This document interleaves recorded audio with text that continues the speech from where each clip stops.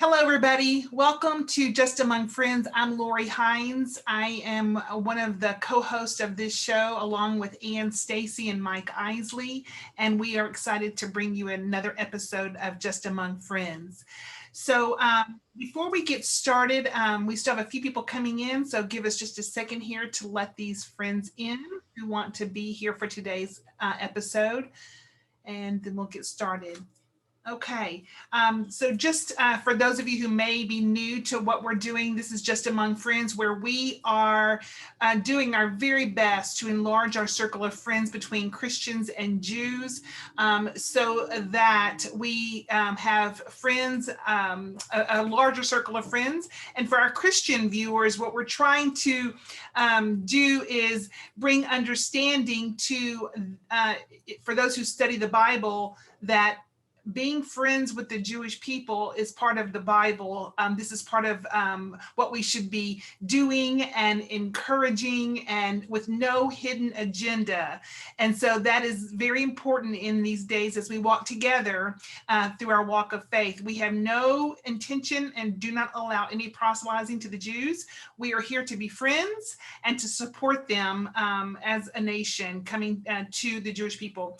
So we have shared Judeo-Christian values, and we want to expand that. And so that's why we're here. Now, before we begin with today's speaker, we do want to acknowledge what has just recently happened in Israel. It's a very, very sad day. In fact, it's now a national day of mourning today because of the recent Maron tragedy at the celebration of Lag BaOmer. And so that happened recently. And so there was a great tragedy befalled Israel. It's the greatest civilian tragedy in the history of the modern nation of Israel. Our hearts are grieving with you, Israel, and we want you to know that. So friends, please allow us to do a screen share, and we want to do a moment of silence in memory of the victims of the Maron tragedy.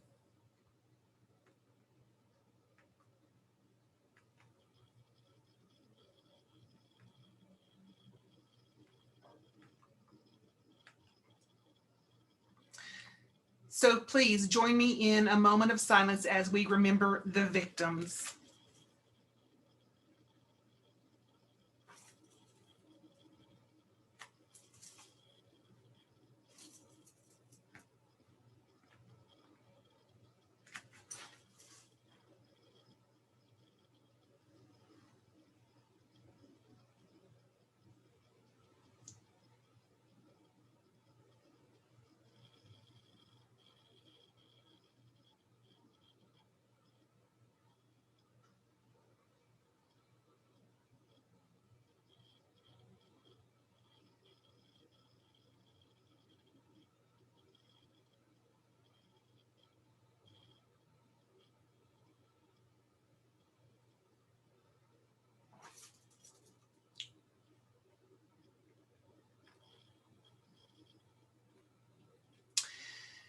Our hearts are with you, Israel, and we are praying for all of the families and the victims involved. May God bring comfort and healing to all of those involved. Now we move on and we move ahead with our show today with a heavy heart, but with more information to come, which is our list of upcoming speakers will be here on May 9th. Will be Gidon Ariel of Root Source, who many of us know and love dearly. That should be a fun show. Then we're going to be airing a recorded conversation, an interview with Donna Jolay, who is a philanthropist and a Christian Zionist. She also is the owner of Jerusalem Tours. She is doing many, many great things for Israel and the Jewish people as a friend to them. And then followed by Donna will be David Bedeen. He is the director of the Bedeen Center Near East Policy Research. He'll be joining us live on May 23rd from Israel, sharing about his work and what he's doing and why it matters to you. And it does, trust me on this. Without further ado, we are here today with a very, very special guest speaker, and I want to introduce him to you, and I'm going to say to you that if you read the email, you have an idea of what we're going to talk about today. It's a pretty big topic, very important topic. So our speaker today is Mr. Arnold Roth. He is the founder of the Malki Foundation. He's joining us live from Jerusalem, and we are excited to welcome him here. So Arnold, we are ready for you. Please come and join the conversation. Welcome today. Thank you very much, Laurie. It's a pleasure to be here. You're welcome. You're welcome.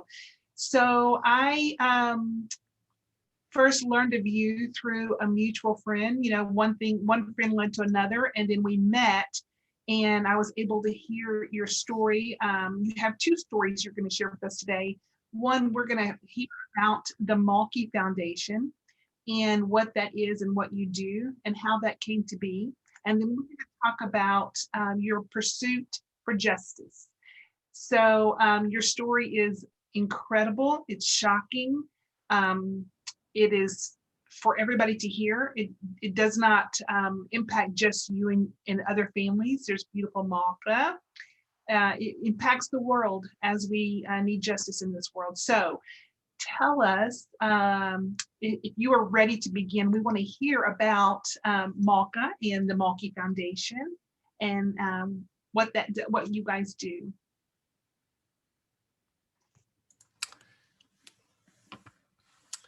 The two lines that I'll be sort of sketching out in this short time that we spent together start at the same point.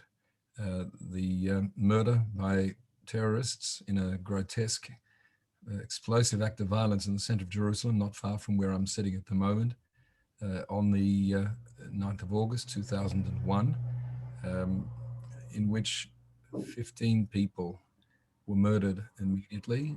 The 16th person has remained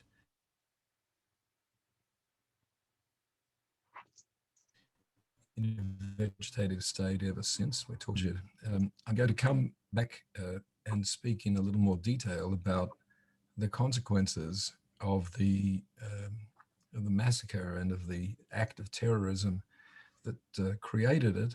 But I'm going to focus from a different angle on Malki's life. Malki was 15. She was the fourth of our children. She came after three boys and before three girls. The three boys and Malki were all born in Melbourne, Australia, which is where I was born. I went to the United States after I finished law school to delve into some more serious Jewish learning. I'd had a pretty thin Jewish education, and in the course of discovering the depths of Jewish knowledge, which I only really tasted and have been spending much of the rest of my life pursuing, I also met the love of my life, who is a New Yorker, and her name is Frimet. And since it's not a common name, I'll say that it's spelled F for Francis, R-I-M-E-T. Frimet is a native New Yorker, as both of her parents were. They're no longer alive. And on our very first date, and I'm speaking long before most of you were born, in 1975, okay, I appreciate the smiles, she said to me, within a few minutes of my picking her up and going out, what's your plan for Aliyah? Aliyah, of course, means your plan for living in Israel and making your home in Israel. And it must have been the right answer because we've been married for 46 years and have come through a great deal together. Malki was 2.5 years old when I fulfilled my promise to Frimet to move us to Israel within 7 years. The 7 years promise I kept after 12 years, and I claimed that as a partial victory.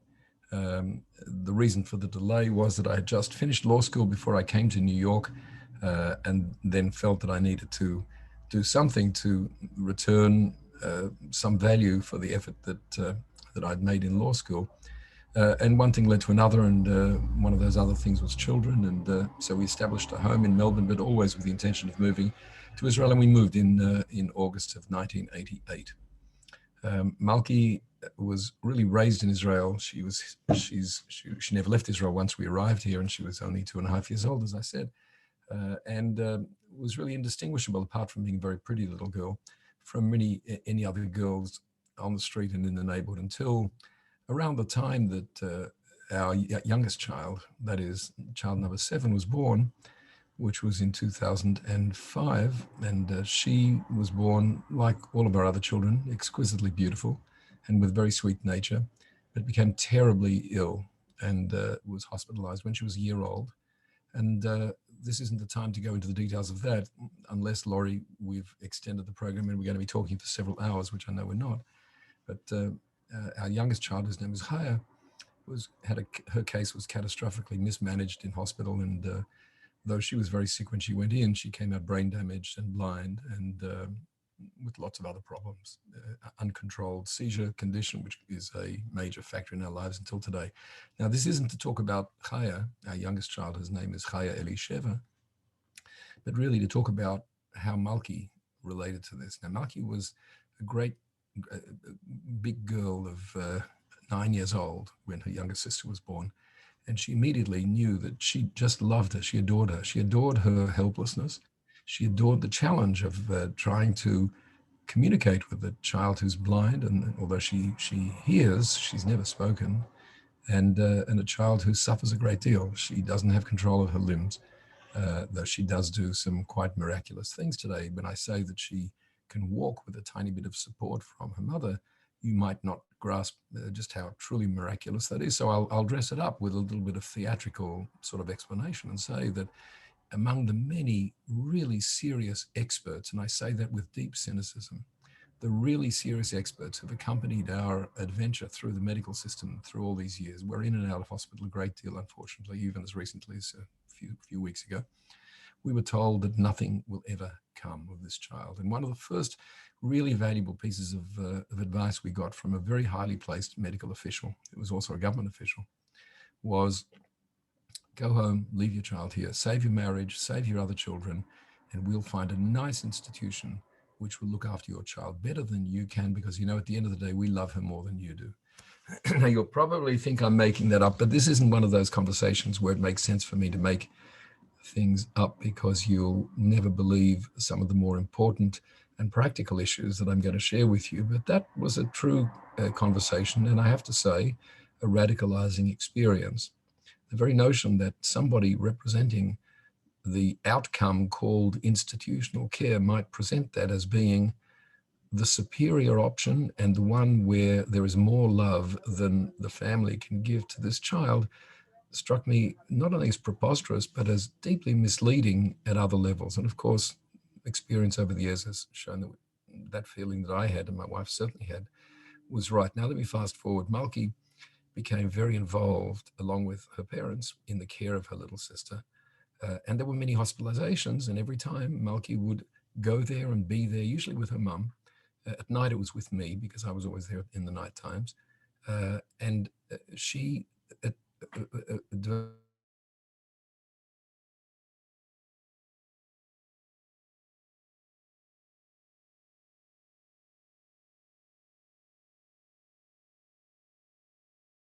sister that's really hard to express. And over the years, now that I've had the opportunity of loving kindness, which doesn't involve money. Money is charity. Charity is a whole different concept in Jewish life. But chesed is the sort of thing that you can do. For example, and let's not mix our instances here, but when you take the trouble to bury somebody, that is considered the ultimate act of chesed. If you give somebody a job, or you help them across the road, or you act kindly to them when they are a dopey kid who is perceived by his friends in school as a geek, and you build a bridge between the geeky kid and the not geeky kid, that's chesed. Malki was an exponent of chesed. She was really a princess of chesed. And as she grew into her teenage years and eventually became a youth leader, something she dreamed of doing when she just turned 15, she imparted to the little girls who were put in her charge, mostly girls who had arrived fairly recently then from the former Soviet Union and were really lost, most of them in single parent homes. Malki was their salvation. She was their agent. What did that mean? It meant that she listened, and she had a smile for all of them, and she had encouragement, and she connected them with other children. And, at the end of the day, you can really see a strategy in all of that. It isn't just a 15-year-old girl grasping. It was a 15-year-old girl with some of the most fabulous intuitions that I've ever met in the entire range of humanity that I've encountered. But it really showed itself mostly at home. And at home, we became a family who fought viciously, violently, to protect our damaged youngest child from having to be put into an institution. And we won. My wife wrote a very memorable editorial in the Jerusalem Post. This is many years ago, about 1996, 97, in which she called out the head of the health fund. Everybody in Israel belongs to one of 4 health funds.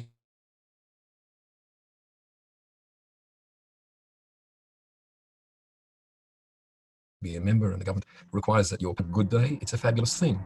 It's the reason why we have this incredibly high rate of vaccination in the current pandemic. But on a bad day, it means that you've got a bureaucracy that you need to grapple with over issues like, can my child please have some physiotherapy because, she needs it desperately. I didn't know I have a bad connection, I must say. I've never had that experience before. There's probably some good reason. It's certainly part of a divine plan. Just wave, Laurie, wave at me like vigorously if I need to slow down and allow the internet to keep up with me.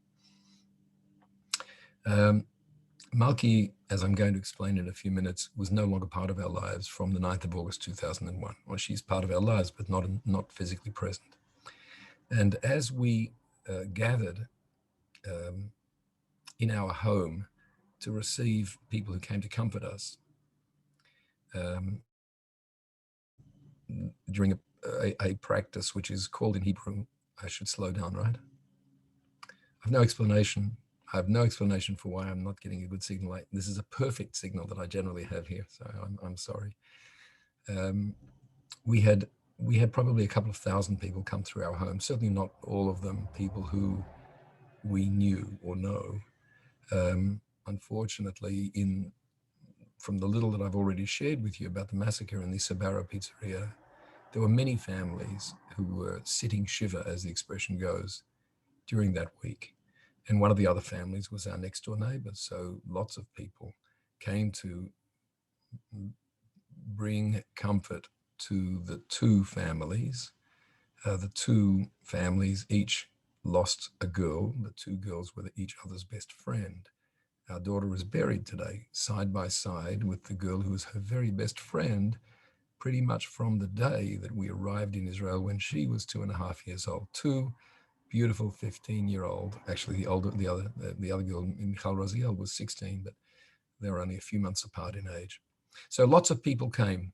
And in the course of those very, very difficult days, which I have a hard time even recalling, they were traumatic in every sense of the word, I called the children together, not Frimit. Frimit was devastated. Frimit we couldn't even talk to Frimit during that week. She was so bereft. But I called the children together, 5 children at that point. And we all sat down on the floor at about 11 o'clock at night after the last of the comforters had left. And I said to everybody around me, what are we going to do so that Malki isn't forgotten? It wasn't a very long conversation because it was obvious, I think, to everybody in that assembly that what we needed to do was give expression to the powerful chesed that Malki embodied. She was the walking picture of what a person should do if they are really devoted to helping other people, particularly people who have in their family a child like our little Chaya Elisheva. Well, we very quickly got moving. Once we got up from the Shiva, I spoke to friends. I had been a partner in a law firm until I had left it. Went back to my friend there, and one of the people in the office set up a charity, and guess what day the paperwork came out? The morning of Thursday, the 11th of September 2001. And it was such a happy day.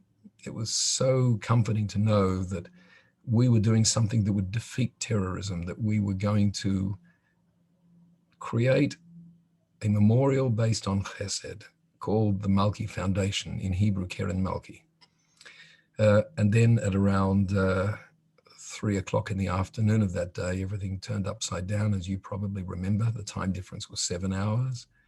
And by the time we gathered with about 1,000 of our closest friends that evening, because that was the 30th day, that was what's called shloshim in Hebrew. Shloshim means 30, but in the general use of the term, shloshim is what you do 30 days after a loved one has passed. And if there are two lives, the two girls that everybody in the neighborhood knew, then you organize something in the neighborhood in one of the parks. So we had about 1,000 people there.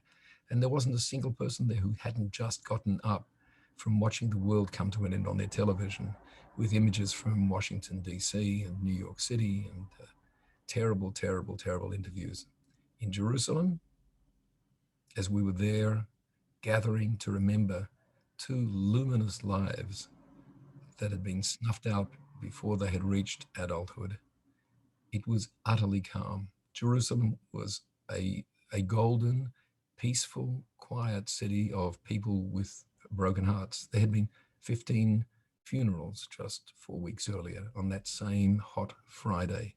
Sure, we don't bury people on the Sabbath. The Sabbath, of course, starts Friday evening. So the last of those funerals was Malki's. She was the last body to be identified. She was the last person to be found by her family. But everybody knew somebody. It's a small country. The work of the foundation took off quickly. We knew exactly what we wanted to do. And now I'll fast forward. In a few months, we have our 20th anniversary. We work with the 20th anniversary of the foundation. We work with families of whom mine is a pretty good example. We are passionate about the idea that no one will ever take from us the privilege of bringing love and constant attention and support to a child who needs as much of it as, in our case, she can get. And it's all about chesed. If you asked my little daughter Chaya, who's now 26 years old, how she feels about all of the care that she gets, she could not answer you because she has no communication with us at all. The only thing in life, two things that we've discovered that she really enjoys, and we know she enjoys them because she sticks her tongue out to one side, just a tiny little bit. The screen is telling me my connection is unstable, so I shall slow. Oh, it's okay now. Thank you, Laurie. This is what I need. You keep giving me the thumb. That's great. There are only two things. One of them is floating on her back in a pool with her mother beside her, giving her hydrotherapy. We do that as often as we can, never enough, but at least once a week. Tomorrow is hydrotherapy day. And the other is eating. She eats with great appetite and never smiles and never says thank you. But we know that when she's happy, she gives us that signal with her tongue. But she's not happy much of the time because she suffers terribly. There's just no getting away from it. She seizes, she has seizures many times a day, and she's completely resistant to all drugs. That's not to say we don't give her drugs. We give her drugs, but it's a constantly changing menu. She's challenged all the doctors. So if I look at those 20 years and we're in the thousands of families at this point, I can say several things that I want to share with you before closing this chapter and moving on to the other chapter. The first is that there's absolutely no political dimension to the work that we do. Now, that sounds like, I guess, a statement that you make before you run for office in some election, but it's nothing of the kind. What I mean by that is very concrete in Israeli terms. It means that the families we support are Jewish and Christian and Druze and Muslim and Baha'i and secular. And the question is never asked. Now, of course, you'd be perfectly within your rights to say, well, of course. And well, of course, is a perfectly legitimate response, but it isn't to be taken for granted. And so many of the people to whom I've spoken over the years, I won't indicate which communities. It makes no difference because it's pretty much wall to wall. Express surprise when I say, well, how can you give support given the history and the reason why you have the foundation, and so on and so on. Again, this isn't the time for that kind of speech, but I could give one. It's certainly not about politics. Look at that girl sitting over my right shoulder. She cared about politics the way I care about Cambodian cooking. And it isn't that I don't like Cambodian cooking, it's of no interest to me. Politics had no interest for Malki. She only wanted to help people. And so do we. That's the first important characteristic. The second is that every single one of the families whom we support should be getting much more support from the health system, from the health funds, which ultimately means the government of Israel, than they get. And in fact, most of the work that we do, which falls into two categories, equipment and paying for therapies, is work that by rights and by law ought to be done by the government. But until you get through arguing with the people in the health fund, you might call it an HMO in American terms, you've run out of energy. You only have 27 or maximum 28 hours in the day to look after your marriage and your family and your broken child and fighting the health fund, and you can't do it. So our message has always been very clear. Fight for what you can get. Don't kill yourself doing it. If they say no, come to us, we'll say yes.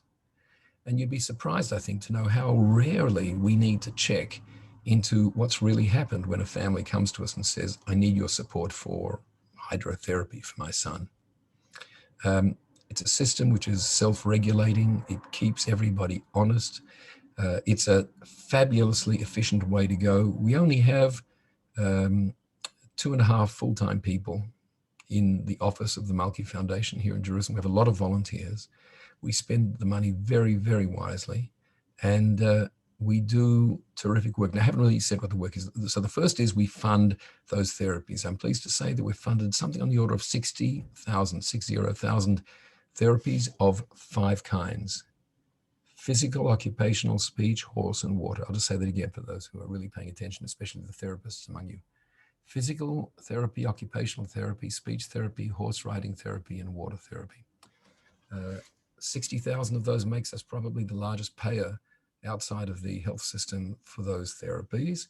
And the guiding principle is the parent picks the therapist, the parent picks the frequency of therapy, and the parent picks whatever therapy they want. It can be 1 or 2 or 3 or 4 or 5. There was a time in our earlier years where we said, spend as much money as you want, because it's telling me I'm unstable again, Laurie. Do you agree? No, I'm okay. Thank you. We would say to them, as I just said to you, there are only 29 or 30 hours in the day. So that if we give you a blank check, we know that there's a limit to what you can do with spending it. Furthermore, some of you live far away from the center of the country, and we know that there aren't therapists there enough to meet the demand. So that actually brings us to the second of our 3 programs. So the first is we pay for therapies, roughly 60,000 already. The second is in the marginal parts of Israeli society, what's called in Hebrew an old biblical word, peripheria, which is of course taken from the English meaning periphery. We provide not a blank check, not a reimbursement. We send them therapists. We didn't want to get into the business of hiring therapists because our model was always, you find the therapists from among the best you can get, and you pay the bill, and then you send us a receipt and we send you back 80%. That's our model. But in the far north and the far south, it doesn't work. So starting about a dozen years ago, we began hiring therapists by the hour, paying for them and their cars to drive into the homes of families living in the far north and the far south. In Israel, that is the periphery, the far north and the far south. Israel is narrow and oriented north-south. And there, I have to say, even more than in the mainstream program, we turn worlds upside down. If you've got a child who, and these are real cases, many like this, who has spent months, if not years, in a rehab hospital after having awful neurological or other problems that needed long-term care. And at some point, the hospital says, you have to go home. You have to have a life. And the parents are told, all you really need to do now is find some good therapists in your town and make sure that this little boy or this little girl or this young man or this young woman gets therapies as often as possible. If not twice a week, then once a week. And if not once a week, then twice a month. And time and again, the families from the far north and the far south who come in for their annual checkup at the hospital and are interrogated by the medical staff reveal what they're too ashamed to say, which is, we don't have any therapists we can reach. It's a whole day's journey. I only have a few hours free when I'm not working or studying or preparing or looking after my other children, and so on and so on. So that's where we created the concept of therapists on wheels. At least in Israel, we created the concept, and we're the only ones who do it. We send our own therapists, we buy their time into those homes, and some of those stories would melt an iceberg. They are so touching and so meaningful, such a good way to take Malki's spirit of chesed and to deliver it right into the bosom of a family who really want the very best and are being, for their child, and are being cheated of it day after day. The third thing which we do is to provide equipment of the kind that any family in Israel is going to have a hard time funding, but given that children are growing, you often have to spend the money and then spend it again a couple of years later. We say, we'll buy it, take it from us. So we've provided walkers and standers and toilet sets and emphasis on mobility, but a large range of expensive items that can make all the difference between succumbing to the blandishments of the people who say, forget that you had a disabled child, we'll put the child into an institution for you, and doing what they know is the far better outcome if only they can be helped, and that is raise this child at home the best they can, but they need the special bed and the special walker and the special stander and so on, and we're the source of that. So that we have this three-pronged program. We don't do anything else. We don't do advocacy, although we're active at the personal level in fighting people in the government and the public sector. We do a lot of that, and we're going to be doing more of that now over the next year.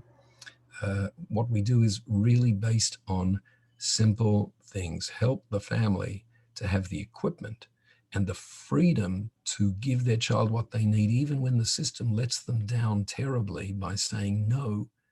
We are there to say yes. You want hydrotherapy for your daughter? Yes. And you'd be astounded, and I certainly am astounded, because I certainly did not come with a background in the world of charity, to know how much you can do if you run the organization in an effective, efficient, and passionate way. And in our case, the easiest part is the passion, because you're looking at the source of the passion. And I don't mean me, I mean the child sitting next to me. So the Malki Foundation is, in my opinion, a terrific cause. I'm just going to do something that I should have set up a little more efficiently. And that's the address of the Malki Foundation. We have a website. If for no other reason, I would urge you to visit the website and look for Malki's song. And here I'm going to sort of segue into the Sabaro side of my story. When we were sitting Shiva, I've already told you, Shiva is the 7 days right after you bury a loved one. Almost the entire class of Malki's school came together. And one of them, who happens to be the daughter of somebody I grew up with in Melbourne and therefore knows me, was the spokesperson. And she said, we think you don't know this, but Malki wrote a song. And she submitted it to a competition for songwriting in the school. And, you know, she was 15, so she had all the time in the world, and she missed the deadline. And she taught us the song. She never told anybody else outside of the class the song, and we want to sing it for you. And they did. It was a very difficult moment. But now I'm going to fast forward, because I don't have time to share with you difficult moments, but only outcomes. Malki's song has now been recorded in about, I'm going to guess, about a dozen versions today. It's known by a lot of people. It's a Hebrew song, but it's a song about happiness and optimism. And there are several versions of it on the website, malkifoundation.org. Malki Foundation operates as a charity in the United States, the United Kingdom, and Australia, as well as in Israel. We comply with the highest standards of transparency, and I'd be glad to talk with anybody who's interested to know more about how we run the organization. But certainly, if you're looking for a worthwhile cause to support in Israel, this is certainly one of the best, in my opinion. Laurie, I'm going to hand it back to you so that you'll give me some sense of what I can do next, because I'm ready to talk about what happened in the pursuit of justice. Fantastic. Yes. Thank you for sharing that. I even learned some new things in this interview than the time we visited. I just have to say that on a personal level, my heart is with the Malki Foundation. I am, in the business with children. We deal with children every day in my business. And so a very near and dear spot to my heart. So we definitely want to support the Malki Foundation. And I will tell you what we plan to do at the end of this conversation in that. And we want to invite everyone who's listening to this, whether live or recorded, to please visit the website and learn about this foundation and this important work of Hesed, of loving kindness. This is a humanitarian type of thing that everybody can do, and do for good reason, and especially to honor Malka. So thank you for sharing. I can't wait to look up her song. It's very touching to hear that story. Definitely, we need to hear Malki's song. So we'll be doing that. This is a great time to segue into the next story that you're going to share with us, which is your pursuit for justice. All of this is tied together because of Malki and the foundation and where you're at and why this matters to everyone. This is not just an isolated pursuit for justice. It is much more than that, and it matters. So with that, please share with us, what happened on August the 9th, 2001 at that busy pizza place in Jerusalem that I've been to, that is now a bakery. And I've stood in that shop, and I now know what happened and how important it is to tell the story. What happened on August 9th, 2001? Changing the address at the top of the page, because if I don't do it now, I'm going to be too caught up in the passion to do it properly later. The 9th of August 2001 was a terribly hot Thursday afternoon, 2:00 in the afternoon. I had a call from my wife. I was then running a drug company which was developing smart algorithms for mostly for Novartis, a big Swiss drug company. And she screamed into the phone. When I picked it up, I didn't even manage to say hello. She said, "There's been a pigua," that's the Hebrew word for a terror attack, in the center of Jerusalem, and I can't find the children. And that was it. She hung up. It was terrifying. It got worse and worse as the day wore on. At some stage in the afternoon, I went home. When Frima told me she was going crazy, she couldn't stay at home. What I know now is that she went out into the street. She met our next door neighbor there. Neither of them was aware that the other was also looking for a daughter. They got into the same car and went down to Shaarei Tzedek Hospital together. Their paths then separated. Very shortly afterwards, our friend found her daughter in the morgue at the bottom of that hospital. Frima came home empty-handed. Much later that day, around getting on towards midnight, our next door neighbor, who was the head of a department at Hadassah Medical Center, came running up the stairs. Well, not exactly running, he's not a young man, but he came up the stairs and said, "Come with me, there's a girl on the operating table at Hadassah, and we're going to go." Because until that point, the bombing had been at 2:00. We didn't know what the outcome was. We did know, starting at about 7:00, that Michal was she was the first person reported to be dead. So with my friend, Professor Lafer, we went up to Hadassah. I'm going to skip this whole section. We didn't find Malki there. It was terrifying. It was walking into Dante's Inferno. It was the worst moment of my life. A social worker saw my distress, quickly ascertained why I was there and that there was nothing there for me to find. And she said, "I'm going to make an arrangement now for you to go to the state pathology center in Abu Kabir." It was in the news in the last couple of days. There were live broadcasts from Abu Kabir as they were bringing people from Meron. Mm. Abu Kabir is where, it doesn't matter. So I said, "No, I have to go home and be with my wife. I will make two of my sons available." And they went with a social worker at 2:00 in the morning. Mm. My son Shia phoned from there and he said, "I'm sorry, we found Malki." At that point, there's a prayer that you say for terrible news, and I said the prayer. Frimet saw me moving my lips and started screaming and ran out the door into the night. And fortunately, there were people in the house who kept a safe distance behind her, but kept her under their watch. We buried Malki the next day. I've already said that there were many funerals in Jerusalem that day.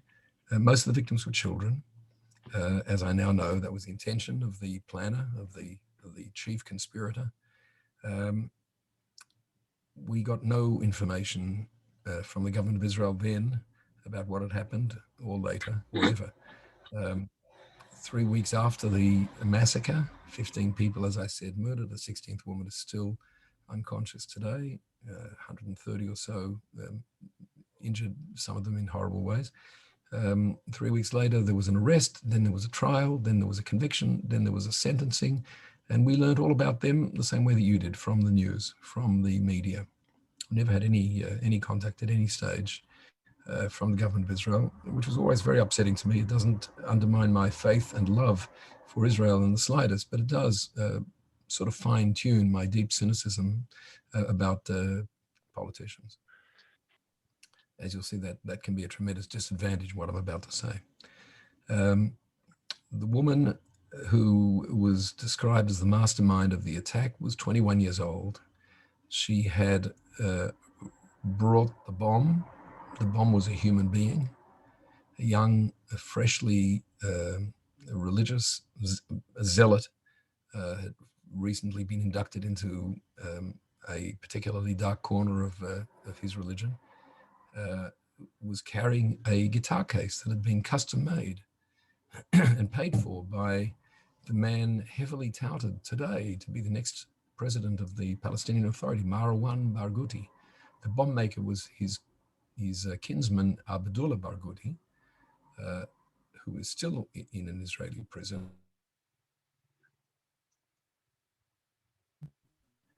He has so far killed, and says, I'll slow down. He says he wants to kill more. Thanks. He's gotten too many things. I'm trying to stay focused, especially if we have a wobbly connection. I've got to just get the important points out. Marwan Barghouti paid for the damn guitar case, which exploded, that was built by his cousin Abdullah. The guitar case was carried into the Sabaro pizzeria by the young man brought there by the woman Ahlam Tamimi, 21 years old. She said, "Don't blow yourself up yet.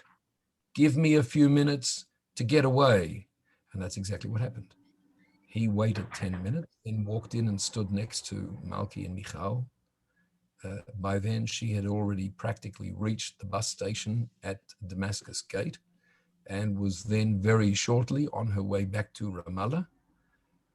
Along the way, as she has said vividly in numerous interviews on television and captured on YouTube, the mood was somewhat somber because the first indications were that only 3 people had been murdered.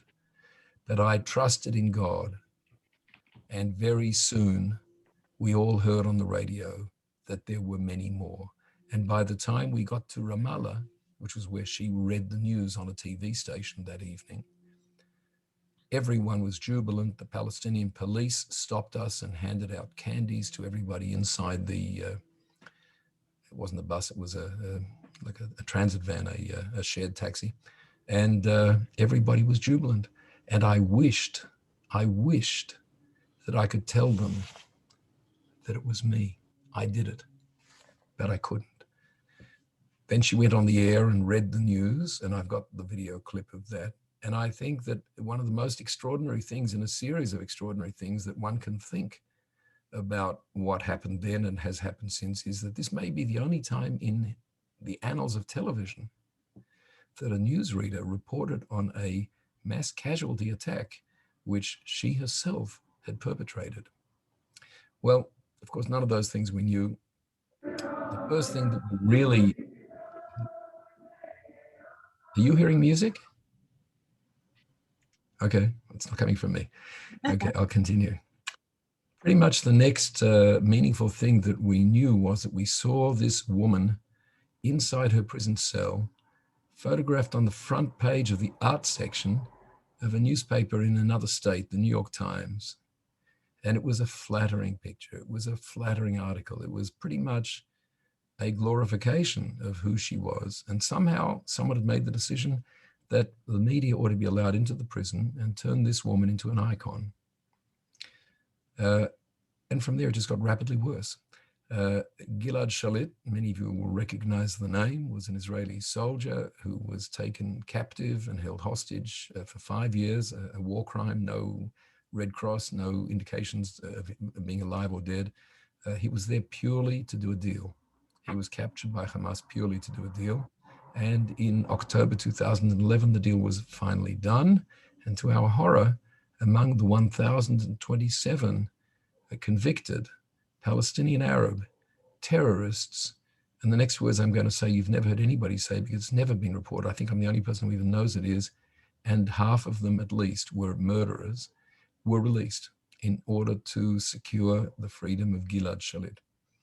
She not only went free, but she was sent first to Cairo, where she had a personal audience in front of the cameras with Khaled Mashal, who was and still is the central figure in Hamas, and was then taken on a VIP flight from Cairo to Amman, Jordan. Jordan is where she was born. Jordan is where she lived until a year or two. Slow down? No, may I ask a question? May I pause for just a second and ask? Yeah. Okay, can I ask Yes. you to repeat? So at this point in the story, she has masterminded this terror attack at the Sbarro Pizzeria in Jerusalem. She she recruited this young man who was a zealot. She dropped him off at the pizzeria, told him wait a few minutes, and then set the bomb off. He did. The blast went off, had mass casualties, including children, your child and her friend. I think there were 7 children, a total of 15 people, 130 plus injured. Some, at least one to this day, is in a vegetated state, and she's also a U.S. She's a U.S. American as well, and so she was. So this woman, the mastermind, her name is Alom Tamimi. Is this right? Okay. All correct. Okay. And she did get sentenced in trial to, I think she got 16 counts of life in prison. In terms of life in prison. In terms of life in prison. With an unusual recommendation by the panel of judges that she never be given parole or included in any political deal. That's important, because what happened next is she got exactly that, what was recommended not to happen. She got caught up in part of a political deal, an exchange, a prisoner exchange. And this is what I want you to repeat. Those numbers, how many Palestinian terrorists were released for one, how many Israelis? 1,027. For one Israeli, Gilad Shalit. And part of that prisoner swap included Tamimi. All correct so far. Okay, right. And now she's been VIP to Jordan. Received in a tumultuous reception at the airport and then in one of the government law courts the next day, and she's a hero. Where is she today? But let me take it one step further, because the next step is the step that explains why my life has been so different over these last many years. So this is October 2011. In February 2012, I start to see, because I follow the Arabic media closely, advertisements on TV saying she's about to start her own TV show, beamed weekly from Amman to all Arabic-speaking markets in the world, because it's going out by global satellite, by internet video stations, total coverage of the world. This is very upsetting to me. I do what anybody would do, and I make plans to go to Washington right away because of the following considerations. Number one, I married an American woman, the love of my life. All of our children have American citizenship, in addition to being Israelis and in addition to being Australian. 3, there's an American law, which I'd never heard of. I'm a lawyer. This isn't my field. But people came to me with advice, and one of those breakthrough moments was, did you know that under American law, if an act of terrorism takes place outside of the territorial United States with American casualties, and it involves a weapon of mass destruction, the United States has the privilege and the responsibility to go after that terrorist under American law and bring that terrorist into the United States and put that terrorist on trial in an American court under American law. But that's not the whole story. because none of that would be all that meaningful if it were not for the fact that between the United States and Jordan, there is an extradition treaty. And there, my friends, is where the entire story has its pivotal moment. So I'm now apprised of the fact, we're now in February 2012, that we have rights under American law. If we can only get the Americans to prosecute her, we may be able to get her back behind bars where she certainly belongs. And let me also just add, for the lawyers, if there are any among you, she was not freed because she was pardoned. None of the 1,027 were pardoned. Every last one of these monsters was let loose because of a commutation of sentence on conditions. And the conditions in every case included that you will not return to the practice of terrorism. She breached that before the sun went down the day of her freedom. So back to, I've decided to go to Washington, and I go, and I am accompanied by a lawyer who's been part of our story from that time until today, wonderful gentleman. We make a presentation to the top leadership of the Department of Justice in Washington, as well as top leaders of the FBI.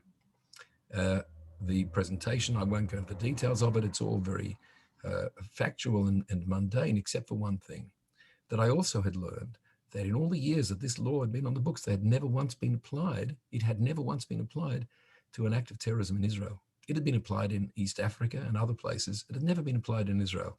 You need to be a person of exquisite patience to know that and not scream about it. And I don't have exquisite patience. So I certainly raised my voice and said, I think that you ought to act on this law, and it's a disgrace that it hasn't been acted on until now. The response that I got was very positive, but it was conditional. What I was told was that we think that we can go after her, but we won't be able to tell you anything until we can tell you everything. And as I've mentioned in a number of other conversations, I came home to Israel the next day and told my wife that we were in for a tough time, that there might be weeks or maybe even months before we would know how this thing was going to play itself out. But it was almost to the day 5 years of total silence before we got a call from Washington, from the head of the pursuit group, who said, we're coming to Jerusalem. We want to meet with you and with the other family. I'm not talking about them because they don't want to be talked about, but there were 2 young women who were murdered that day who had US citizenship. And the third is the one, Laurie, that you've mentioned, the unfortunate woman who's been in a vegetative state all these years. We had a meeting here in Jerusalem with representatives of the DOJ and the FBI, and they told us that 3 hours from now, charges are going to be unsealed. They'd been sealed after they were signed by a federal judge in 2013, which was 4 years earlier. And no one had told us, no one had told Congress, no one had told anybody. And the reason for that, I can only speculate, is that the US, through the State Department, was trying to persuade the United States' dear and great friends in Jordan to do the right thing and comply with the extradition treaty, which had been signed in 1995. And lest you think, because the media will have let you think this, that the Jordanians had never been asked before to extradite, or having asked, had refused. They'd never refused. Every time they were asked, and they were asked multiple times, they handed off the terrorist fugitive to the United States, and those terrorist fugitives are in prison today. What was different about the case of Tamimi other than the fact that she set out to murder Jewish children? Well, not much, except for that. And that is enough, because in Jordan, she was, and continues until this very day to be, a figure of great adulation. She's an icon. She represents something noble in their eyes. And it would be nice, because I'm a nice person, I try to be nice, for me to be able to share with you something reasonable and even-handed. And it would be good for me to say, but there are many people in Jordan who express themselves publicly deeply dissatisfied with the way Jordan supports this woman, but I can't make that statement. From the king down, there is not any voice in Jordan saying it is a disgrace that Jordan keeps this woman safe. It would be a disgrace anyway, but keeps this woman safe from our most important ally, the United States, from whom we are nourished to the tune of about $1.8 billion every year, and have been for the last 2 decades. Right. There's something so not credible about anything that I've just said here. But the last part of it is the worst and the most serious, in my opinion, and that is that pretty much everything I've said has been totally suppressed by the American media. Now, I've spent a lot of time, one more sentence and then I'll hand over to you. I've spent a lot of time pleading with politicians by remote control. I can't travel anymore to the United States. We have a sick child at home, and I travel almost not at all. We've been pleading with the media, give this some coverage. We've been pleading with people at the executive level, secretaries of state, secretaries of attorneys general. This isn't the time for me to detail it, but it's really all produced. I don't know if it's an embarrassed silence. I'd like to think that, but that wouldn't be a good answer either. It's simply astonishing to me that after so many years of real effort, the King of Jordan continues to be an honored guest in the halls of power in Washington, and my daughter's name is never heard, nor is there any active effort that I'm aware of, other than the indictment that I mentioned and the extradition request, which has been unsatisfied now since 2017.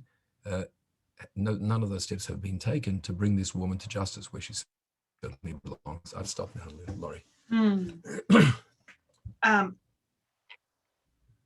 It is unthinkable of the last 20 plus years you and your family and other families have been through. First and foremost, my heart is with you and all that are involved. And you're now in my prayers for just comfort and for this to have a soon an end to this and she be brought to justice. This is most important. Secondly, this is the most outrageous crime against humanity. Just the willful ignoring of this treaty between the US and Jordan. It is unthinkable. And there is no excuse for it, no matter what anyone would say. There is no excuse for this. This is willful choosing to ignore this. There are many things to say about this.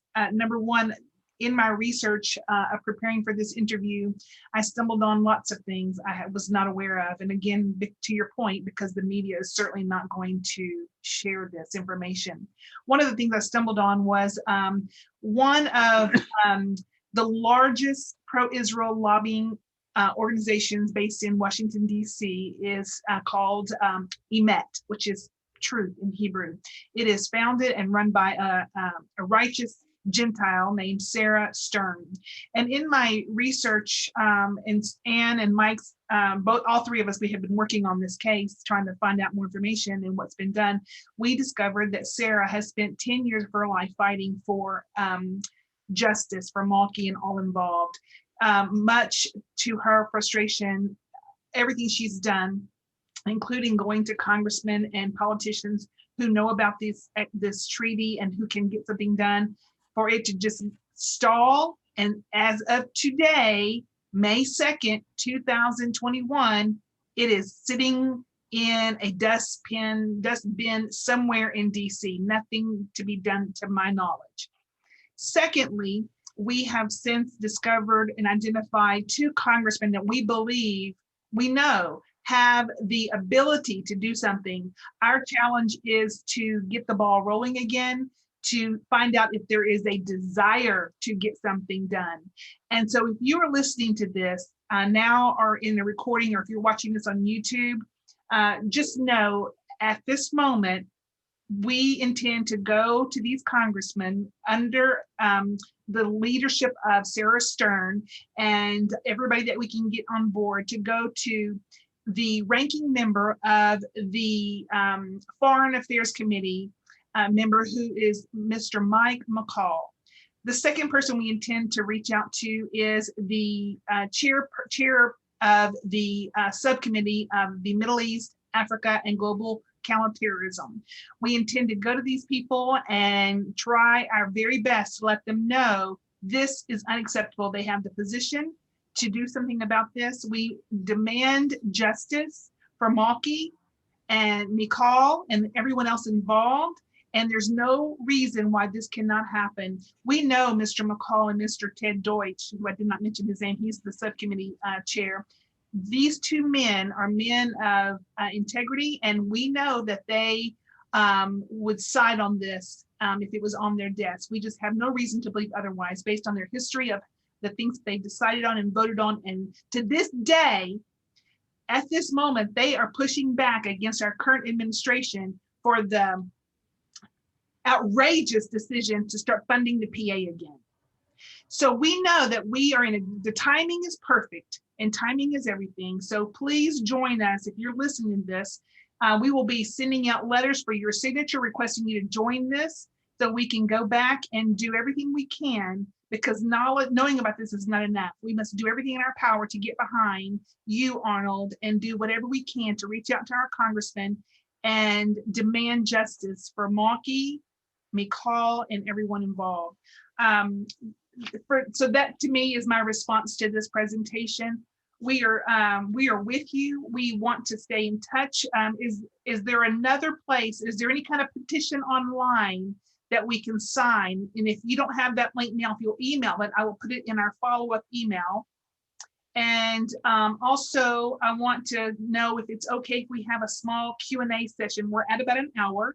Are you comfortable taking just a couple of questions now from anybody who may want to ask or say something? Eager and anxious to do it. Sure. Very good.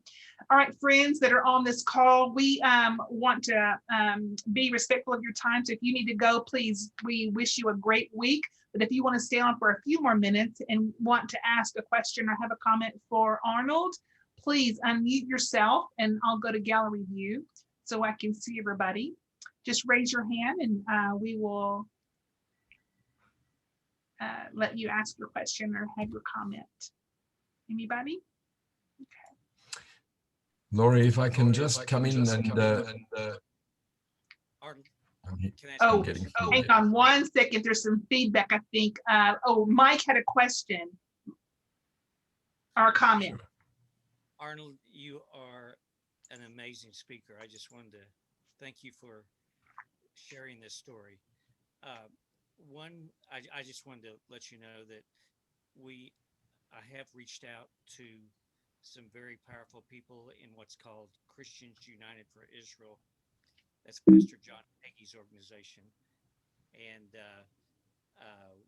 hopefully one of these, we'll talk personally, but I do think they would be a person who's very interested in talking to you. So I just wanted to give you some thoughts that in prayers, and we just want you to know how much we love you and your family. Thank you, Mike. I don't take any of that. Don't take any of that for granted. Let me direct everybody's attention to the words above my head on the screen. This ongoingwar.blogspot.com is where my wife and I write pretty regularly about what's going on in our cause. It's been going since 2006, so there's been a lot that we've been writing about, and it has a substantial following. But on the front page, at the top of the front page, there's a link to the petition site. I've sent the text of it to Laurie, and I'll just say it very briefly now so that I can say what there is to know about the petition. The petition is at change.org/extradite Tamimi. And Laurie, you'll see that in the chats if you want to share that with everybody. The petition is directed at the Secretary of State. It was directed at Secretary of State Pompeo, who, for reasons that I'm sure he understands, but I don't, ignored it and ignored me and ignored the case until the last day in office. We haven't approached Secretary of State Blinken, but we will. We have roughly 15,000 signatures there today, which has been the product of blood, sweat, and tears, but is not enough. We need to make the largest possible statement we can. The petition is very straightforward. It says that the United States we're urging the United States to put pressure on the Jordanians to do what they're obliged to do under the bilateral treaty that they've had and that has been so key to the relationship between the United States and Jordan for so many years. We have no message for the Jordanians. We have no expectations that the Jordanians are at all tuned in to this matter. Every Jordanian diplomat whom friends of mine, and myself as well, have approached, have all said they've never heard of the Tamimi case and don't know who she is, and will seek instructions from Home Office. This is the sort of language that diplomats are pretty good at conveying. There's nothing that the Jordanians can say that interests us, and there's nothing that we say that will interest them. The message is really all directed at Washington. Washington can explain in terms that the Jordanians will understand very well what Jordan must do. That's right. That's right. And this is why we must take action and go back and get this conversation going again in DC with the key people who are in the position to do something. I have something to say. If everyone's done with, if there's another question or comment, please say something now. We would invite you to. Okay. Hey, Arnold. Oh, hi, Jeff. Hi. How you doing? Good. How's everything, Arnold? How are you doing? Jeff, you're talking without moving your lips. No, that's just my picture up there because I had a long day here in Jerusalem, and so I don't think you want to see me right now. But in any case, I was just wondering about a couple of things. Number one, you know that we expended a tremendous amount of effort with the Department of Justice, Office of Justice of Victims of Overseas Terror. At a certain point, I personally got, let's say, frustrated, for lack of a better term, with some of their lack of action, lack of response. I was wondering, since 2018, have they reached out to you? Have they been helpful in any way? And the other comment that I have is we're sitting at exactly 100 days now to the 20th anniversary of that horrific bestial event at Sbarro. Are you contemplating anything special during this period leading up to that 20th anniversary? As always, Jeff, your questions hit the spot. The first is the Office of Victims of Justice for Victims of Terrorism in the Department of Justice has never done anything for us at all.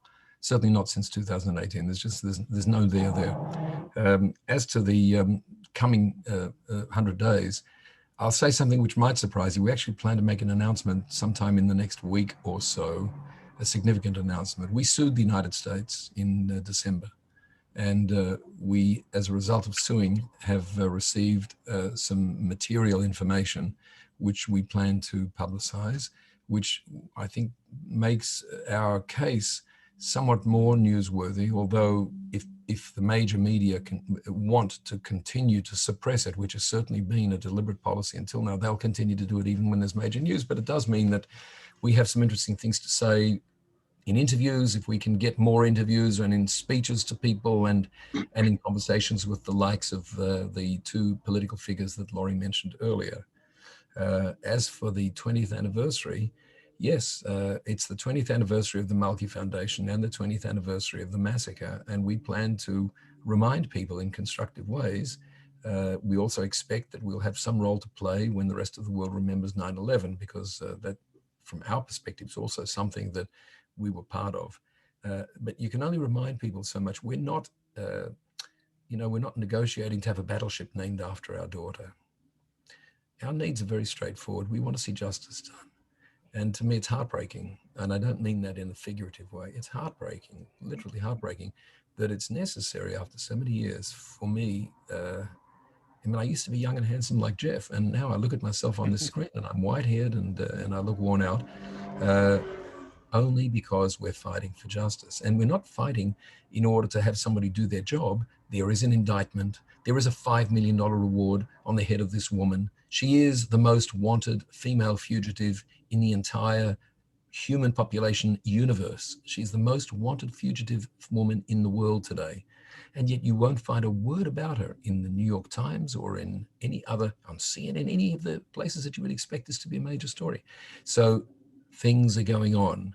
And it's very clear that the things that are going on aren't good things, and that it's going to fall, as they always do, it's going to fall to ordinary people with decency in their hearts and justice on their minds to get up and do things. And on those forces, we depend.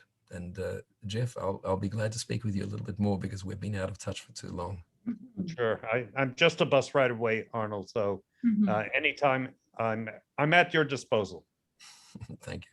Fantastic. That's a great connection. Yes, it is outrageous, and we look forward to justice. And let me just say that there are more of us who are just ordinary people who fight for justice and believe in this than there are bad people. So it's our job to get loud and make some noise and to join forces with you the best we can. And we can do that. We can do that. And that is our obligation. That's fantastic. So, we want to say, Arnold, that on behalf of Just Among Friends, it is our honor and pleasure to say that we are going to be donating $1,000 to the Malky Foundation from Just Among Friends. And so I will be in touch about that. And we want to encourage anyone else to join us in this act of Hesed to honor Malky as you all help others. And that's the best response. And in my walk, I have learned that that is the Jewish response. When something awful and terrible happens, what do the Jews do? They do good. That's the response. And that is what is so inspiring and gives me great hope in humanity. So thank you for that. Thank you all for joining us here. This will be posted on our new YouTube channel. If you want to share it with friends, please do. We ask you to do that. Go to the website, thisongoingwar.blogspot.com. I've listed the online petition in the chat box. Please go on there and sign the petition and ask 10 friends to do the same. And that is going to be change.org/extradite Tamimi. You have my email. Anyone can email me for information. If you need a follow-up, please don't hesitate to reach out to myself, atasteofisrael@gmail.com, or Ann Stacy or Mike Isley. We don't have any other questions for you, Mr. Roth. We know it's getting late where you're at. Thank you very much. It's been a real pleasure. The smiling faces on the screen are irreplaceable. It's terrific. Well, keep us posted. We're with you. Our prayers are with you, and our effort is with you. Thank you for joining us. Thank you, everybody, for joining us here on Just Among Friends. Have a great week, and take care. Bye-bye.